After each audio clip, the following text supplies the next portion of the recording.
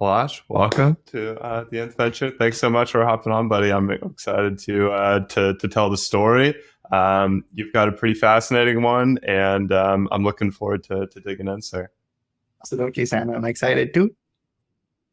So usually, what I'm curious about asking folks is, you've got this wonderful new company that's doing all these fascinating things in the world of events and doing so online, etc. Coming off the heels of what $28 million raise, fantastic, very impressive. But maybe tell me about growing up. What was that path like for you? Obviously, you had the HBS guy, had a lot of interesting roles early on at Boeing, et cetera. What, if you look back on it, kind of kicked off that path, maybe even before you kind of entered the working world? Yeah, well, that's a great question, Sam. So, um, a little bit about my background, and that's important for this answer. I was born and brought up in the central part of India, which is um, pretty poor, right? And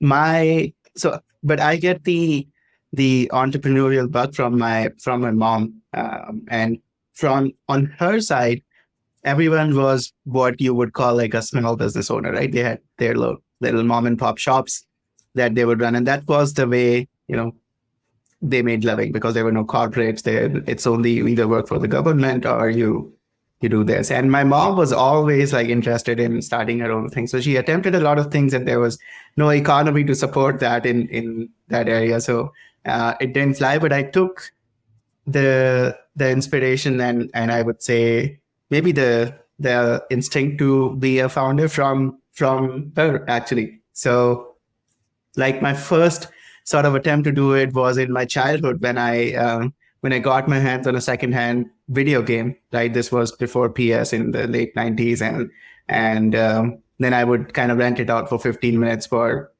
1 rupee, which is like a 70th of a cent, something like that. So I would always, tinker with things like that. And when I went for my undergrad as an engineer, I was always technically inclined, and I liked that. But after engineering, I realized that I want to be somewhere at the intersection of both business and tech because I eventually want to start something of my own. So I knew I wanted to be an entrepreneur even in like 2007 to 10-ish time when I was an undergrad. And startups were not a thing at that time in India. Like our Amazon, which is Flipkart now owned by Walmart, had not started at that time. So I think I've always wanted to be an entrepreneur. That's fantastic. And then tell me about when was it that you moved to the States? How old were you? Yeah, Sam. So I moved to the States in 2019 for my MBA, and I was 30 at that time, almost 30. Wow, I thought it was a little bit earlier. So this is kind of new territory. So tell me about that experience of getting into Harvard Business School is obviously kind of this mythical place. What was it like? What did you expect, not expect, kind of going through the program? Yeah, great question, Sam. So the reason why I came for my MBA, and I was not like the typical candidate, I was slightly older, right? Typically, people come in with like 5 years of experience. I had 7, right? And the reason why I came in was I wanted to start a software company in the US while being in the US. So it was a very specific objective. And I was working as a PM before, and I realized it's hard to build a really great business that customers would love if you are like 12 hours away, time zone wise from your customers. And in my last job, I could never get to know the customers as well as, our competitors in the US. So that's what prompted me to come. So I came in with that specific objective. And so a few things actually in the HBS ecosystem surprised me because I was told before that, oh, MBA is not, probably the best choice if you want to be a founder. So I was, I was not expecting them, but HBS is actually pretty good place if you want to do that. One is you meet a lot of people who are very different in their background and truly diverse, right? So there are folks who really care about, say, social impact. Then there are rocket scientists, right? Even those kind of people. And Who definitely don't, doctors. right? Yeah. Yeah. There are doctors and you can name anything and people would be there and they really care about their profession and where they want to be. And so I learned a lot from that, just having a huge amount of exposure in a short amount of time to different types of people. And I had not been to something like this, right? Like I was an engineer, so very homogenous in terms of, the kind of people I interacted with in undergrad. Um, so that was great. The classes were awesome. So I had never been exposed to that case study method of teaching, right, where you are engaging in like a discussion and that's how you get to learn stuff. So I loved the classes as well. Um, I think one thing that was a little too much for me was just extreme extroversion that I think is common in B school students and programs. That I'm not that big of an extrovert. Like one party a week is too much for me. So, and MBA people do it every day almost. So that was something hard. But the last thing was that I got exposed to a lot of great things at HBS that I didn't know about, like the concept of venture studios, right? So I got an internship at SAP's venture studio, which is SAP IO, and I said, okay, if I don't have an idea by the summers that I can work on, I can go and figure something out at SAP. So yeah, overall it was pretty great, and I credit HBS for a lot of where I am, even though I was there only for 1 year. Okay, so what I'm curious about, so you're going to this wonderful program, right? And you're, with the intention of starting something in the U.S., right? And this is kind of the mechanism to get there. So, was there kind of an aha moment, or what was the kind of path to? I think I have an idea here. What did that look like for you? Yeah, great question, Sam. So I came in with a bunch of ideas that I wanted to explore and I thought were good, and I met my co-founder Kishore just in the context of HBS, but just slightly before we got to the US. And so we were working together, exploring ideas, and in that like cycle through 3 or 4 ideas in the first 7-8 months, we realized that we need to anchor on one very important thing in our ideas, which is it should be a big market, right? The market should just be huge, humongous. That's important because in the last ideas, they were all in some spaces in HR tech, and HR tech is generally not like an obviously big market, right? Some spaces there are big, but it's generally slightly small of a market. So we said, okay, we'll anchor on that, and so this was before COVID. COVID was not even a thing. We started looking at events because I had some experience in events from my last job. So my last company was B2B, and we used to do events for our own pipe gen. And I was also, and the company was a MarTech ad tech company, right? So I knew what B2B, where events fit in the B2B go-to-market motion. I also knew how MarTech generally works, right? And knew the world of Marketo and Salesforce, which is kind of boring to most people, but I found it interesting. So we were looking at events from the perspective that it should be, it's a medium that has not evolved in the last 30 years. It has been the same, very less measurable, and there's generally an angst in the execs towards not having the idea of what events are bringing in. So we thought, okay, let's build like a thin CRM of sorts for events. And that idea didn't fly because that in and of itself is not a great business. So we abandoned it and then we moved to some other things. And when COVID hit, we realized that this might be a great wedge into building something which solves that problem, but can be much, much bigger. So, and then when we were looking at this space, we also realized that there's actually not many players who are doing it. At that time, when we started looking at it, there were only like two, three startups who were tackling this idea, and there was no big company, which changed very rapidly in the next 2 months. But we said, okay, it's a big market, right? A genuinely innovative thing, and solves a problem that we know, we understand, and the timing is right. Yeah, well, there's we started looking into like the history of venture studios and found Bill Gross, I think in 1996 started Idea Lab, and so he's been doing this for like a long time. And looked back over, I think it was like 300 or so like startups that they created, and most of them crash and burn as per normal. But he looked back to do a study of like how, what variables were, most important for them like succeeding. And it wasn't, as scientific as you would like, but his kind of conclusion was that it was not, the funding or the management team or the idea so much as it was the timing. And I thought that was fascinating. And we've kind of, I think we've similarly learned a lesson there, but I think your timing was particularly awesome. And so tell me about, so obviously there's a huge technical component to your business. And I'm sure you guys are, on the never ending feature development, world. But what did that look like in terms of once you get kind of a minimum viable product, if you will? What did the business side look like? How did you go to market? When and how did you raise the funding? What did the team look like in the early days? Tell me about kind of everything needed to get to those first kind of customers.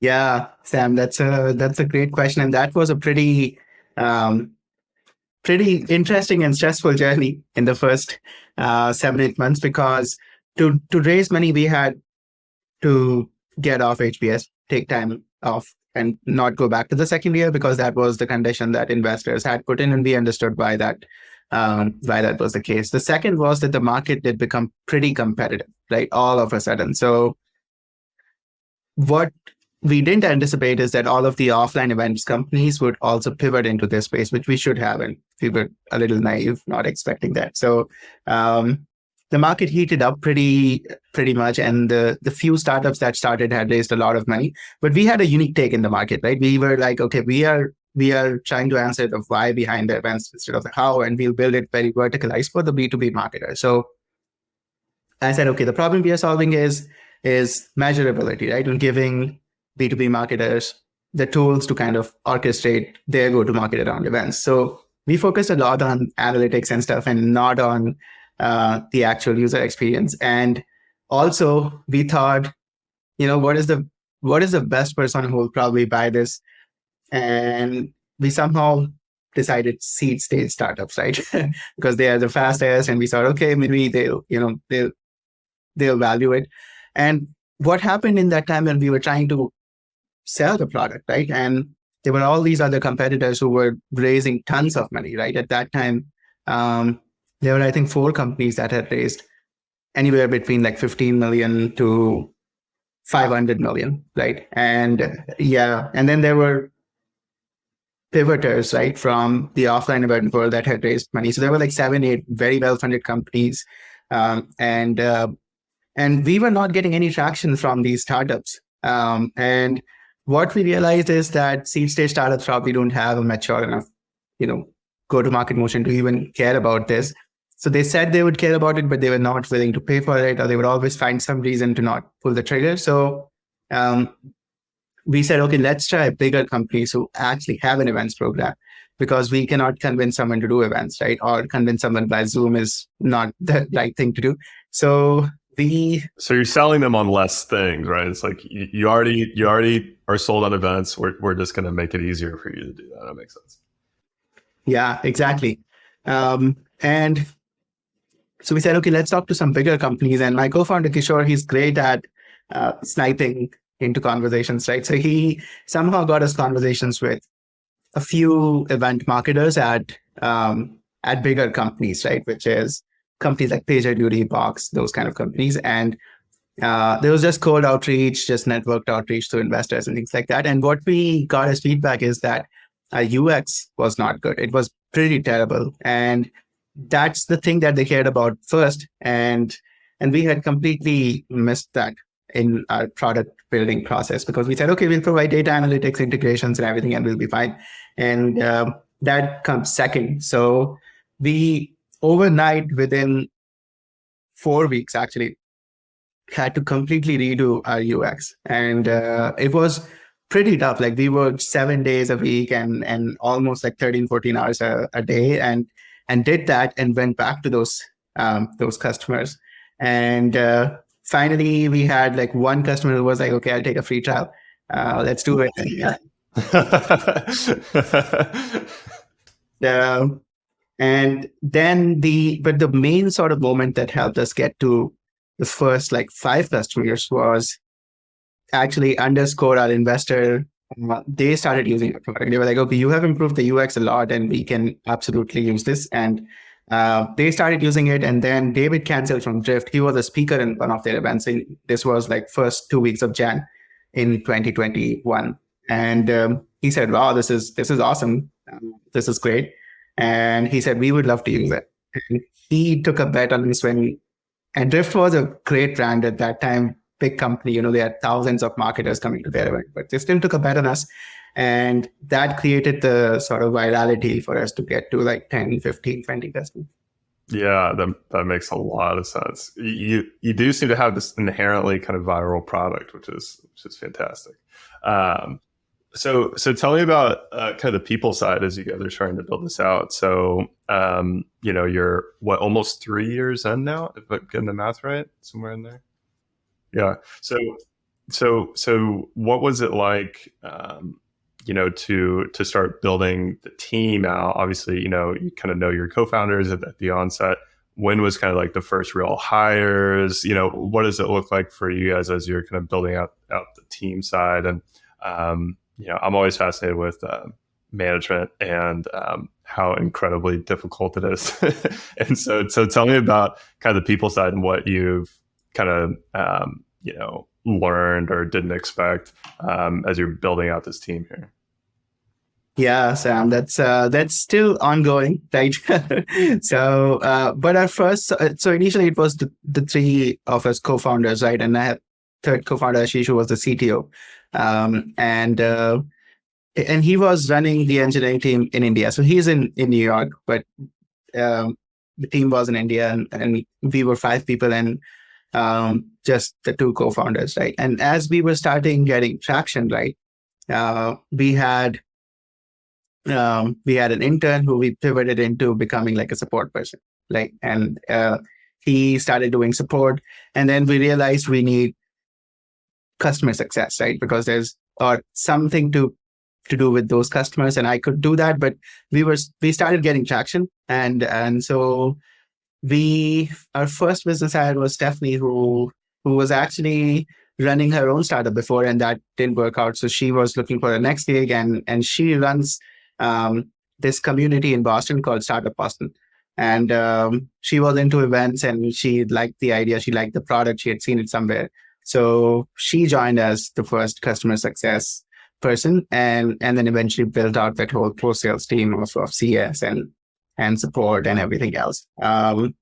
And then when we started hitting more like 500-600K in ARR, and all of this was being done by Kishore, my co-founder, we realized we probably need AEs, right? So we hired our first AE at that time.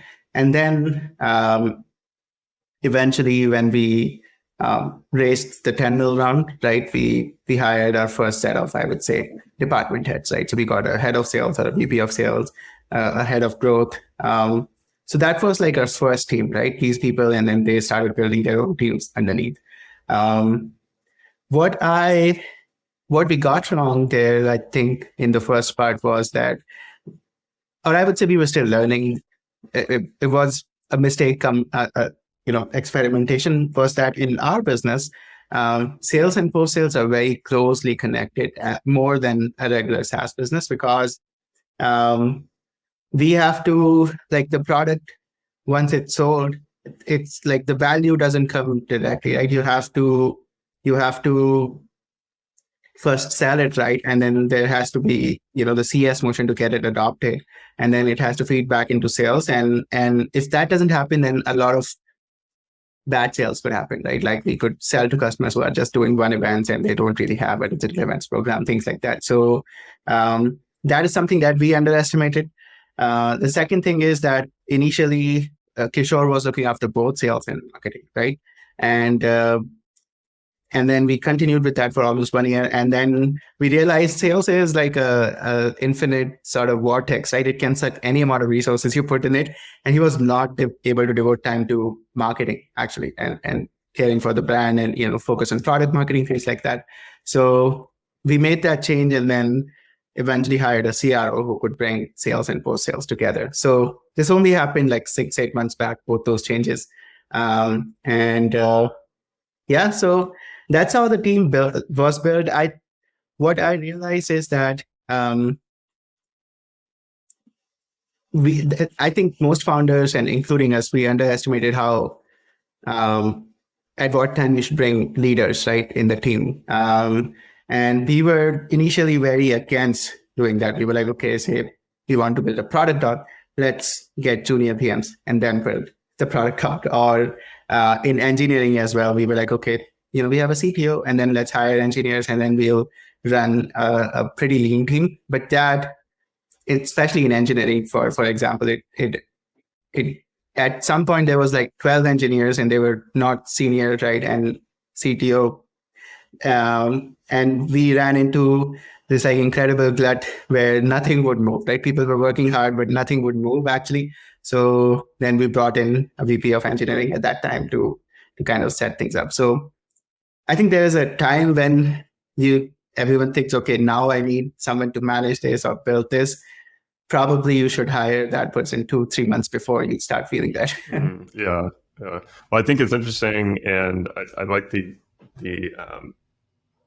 approach of there's always an argument, right? It's like, do I bring in the head first or the soldiers, right? And it seems like, I don't know if there's 100% right answer, but it seems like on plenty of cases it's the right move to bring in the junior folks first and start demonstrating the effectiveness of it, especially like in sales. If you bring in sales folks first and they're actually like working and it's making sense, and then bringing on like a VP of sales where they can just kind of take it to the next level instead of just like starting from zero. That seems to be an interesting way, both to make it easier to hire the head and a higher quality one. But then they're working on cutting it to the next level instead of like, starting from scratch, which I think is interesting. But one of the challenges is, starting with like that junior layer, and especially if they've been there for a while, and then kind of like bringing somebody on top of that team can be challenging.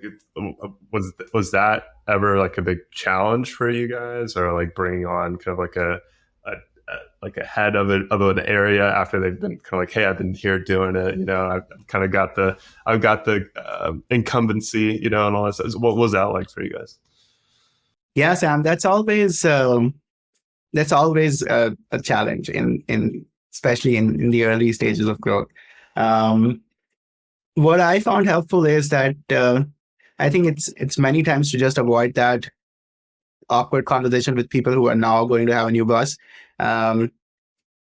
People would avoid it, and we realize it's actually detrimental. So we actually, before even pulling the trigger on anyone or even starting to look for the person, we would have an honest conversation that we think, for instance, we need a head of product now. And I know you guys have been working well as a product team, but there are these things which I think a head of product could bring to the table, and I cannot manage the team anymore directly. So those conversations, if had with the right intent and the right logic, people would see through it. And I realized if they are not able to see through it, then probably this is, not the right sort of setting for them anymore. So in our case, we were fortunate that in almost all of the cases, people were able to see through it that yes, we probably need a new boss, and things are changing as we are transcending these stages very quickly. So I think that makes a lot of sense. Yeah, the challenge comes in when there's like a big team, right? And so, for instance, when we brought in a CRO, the team was between sales and post sales were already like 20, 23 people, right? And that makes the process all the more challenging, right? Because so many people have to get used to a new boss, his and her way of working, and so that takes time. And I think in that time, what I realized, I found best is kind of micromanaging the whole thing. To be honest, it's like, okay, I'll go to everyone, at least the managers and in that team, and just ask them like what is working, what is not working on a weekly basis. And I would kind of be in as many calls I can be with the CRO and trying to kind of, nudge everyone in that right direction very constantly so that they are able to meet in the middle without too much heartburn. And that is what I think has worked well for us.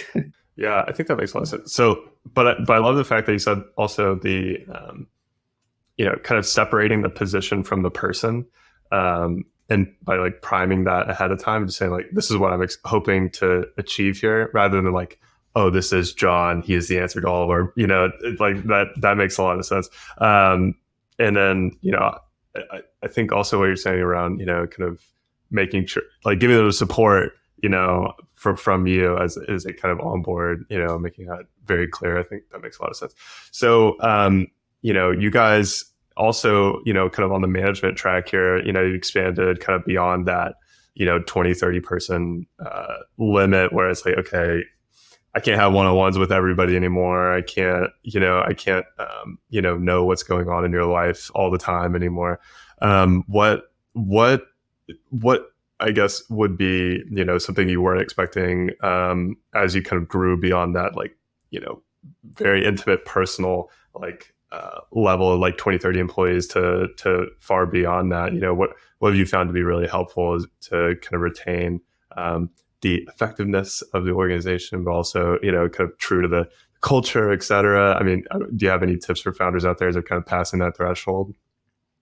Yeah, absolutely, Sam. So that that did happen with us a lot because we individually were managing teams before, right, or managing a lot of people, and then they eventually, that we built a hierarchy, right, a structure, and we realized that there was like people who would talk to me every day before are now talking to me like once a quarter, right, and that does have some kind of effect um, on how they perceive their role in the company and their relative importance in their head, right? Which might or might not have changed, but that's how they'll perceive because now they are not talking to me or Kishore as much. What I found helpful in that case um, is actually being like super transparent, right? About everything. So what used to happen is before when I would go into those calls, actually the fact that I would talk to everyone about the strategy of the company, the direction and everything else, that was something I think that kept the early like people really motivated, right? Um, and that was the aspect that they wanted the most. That was you know missing now because they were not talking to me anymore. And so we started doing all hands monthly, and where I spend a lot of time talking about the company strategy, very transparently talking about the finances of the company, what problems we have, um, and and things that we need to improve and things like that. And I never thought that it would work because all hands is normal. We never used to do it because I was like, oh yeah, small company, why do we need to do it?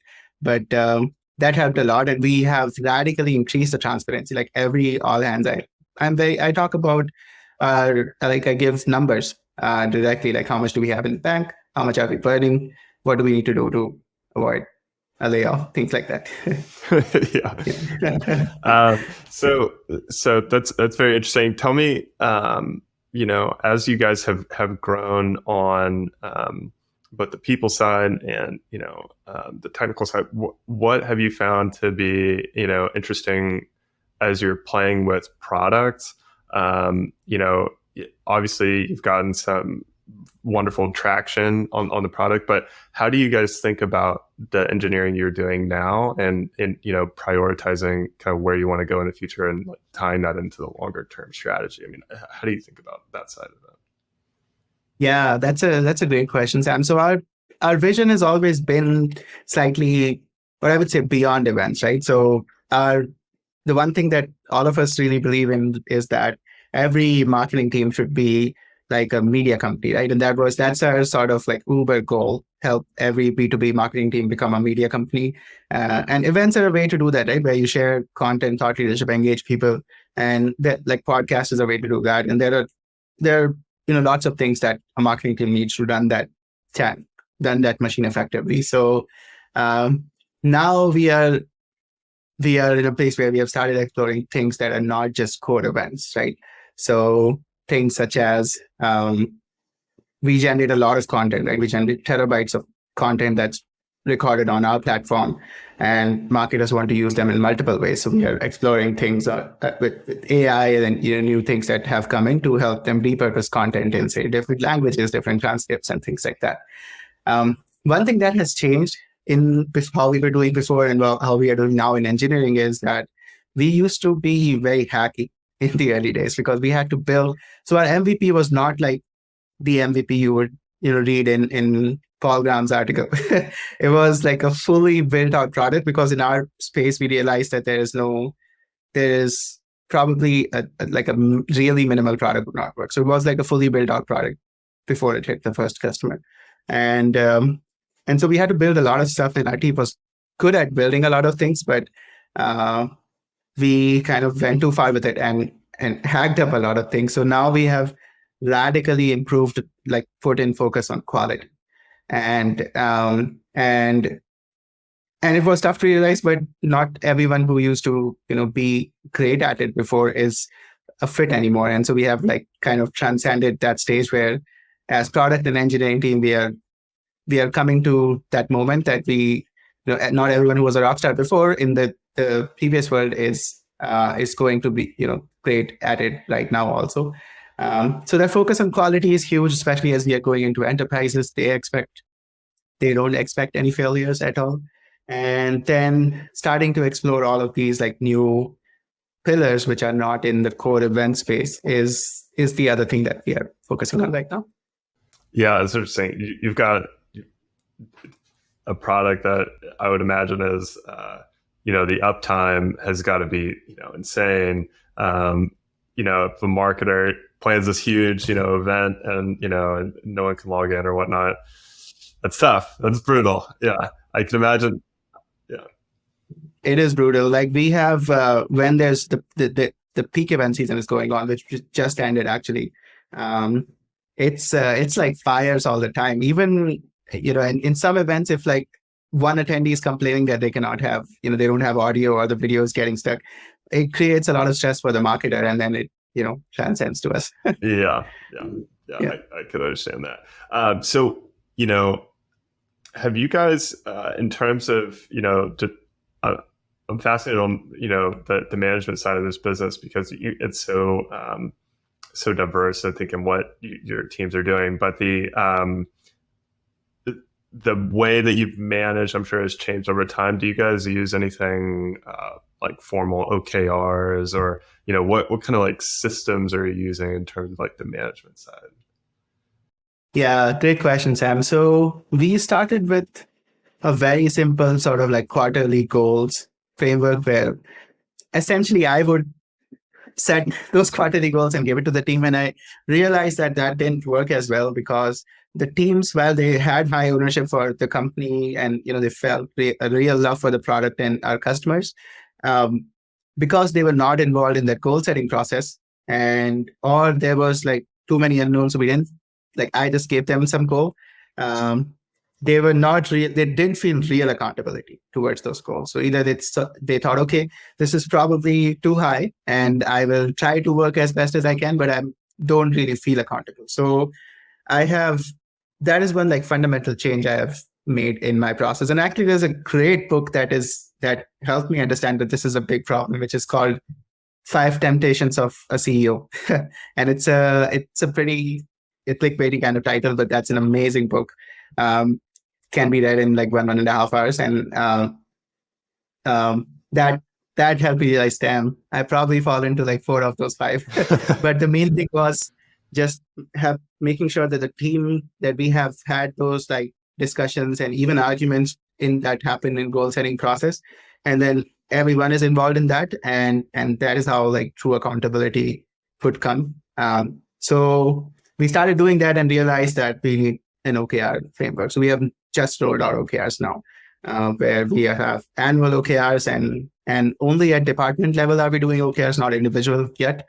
But yeah, we'll see how it goes. Yeah, that's interesting. You'll have to keep me in the loop. I think that may be the lasting contribution of John Doerr. We'll see. So Have you gone through, this whole process? I think you guys are one of the darlings of, post pandemic, tech. I think it's fantastic.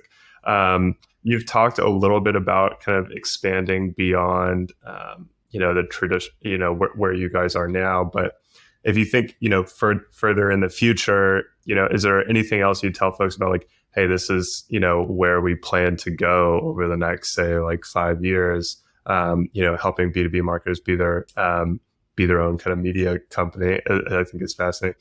Tell me, maybe add some more color to that, or anything else that is exciting for you in the future of what you guys are doing.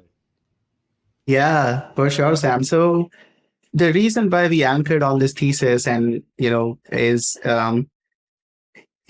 traditionally B2B companies would be very demand gen centric, right? Like run ads, like snipe leads, and very few companies. And if you look at tech, maybe there was 10% of companies who were running like real, building their real audience, like Drift, for instance, right, is one of those companies.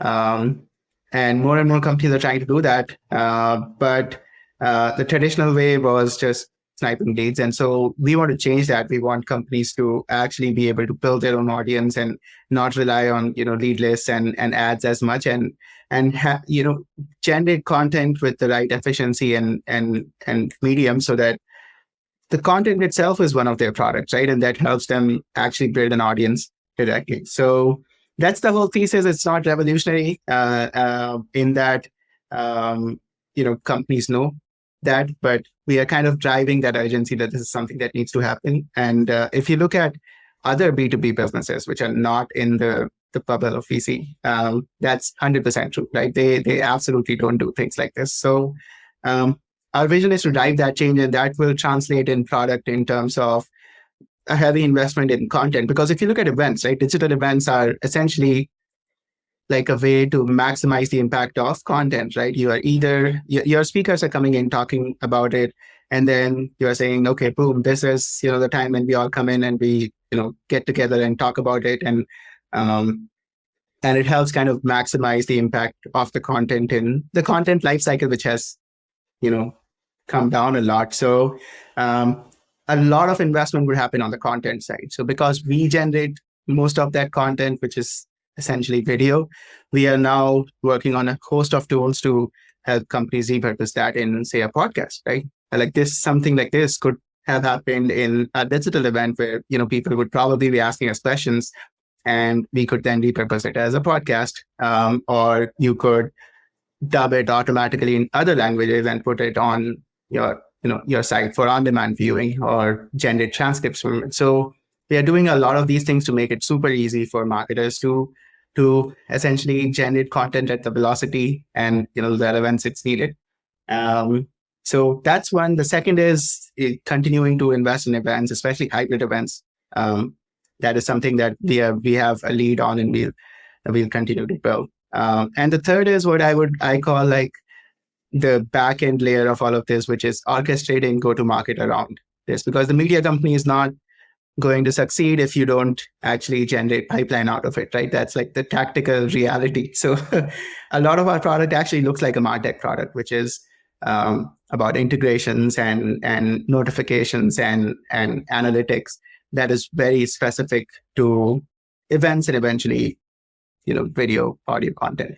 Yeah, so I think that's very helpful. One of the things and just too tempted to avoid asking you is, about the generative AI side, and how you guys are thinking about that. Obviously, transcripts and kind of NLP side, but are what is that? How are you thinking about, obviously Chat GPT is getting, just on fire, how are you guys thinking about, that side, and whether and how you're going to be able to implement it at Goldcast?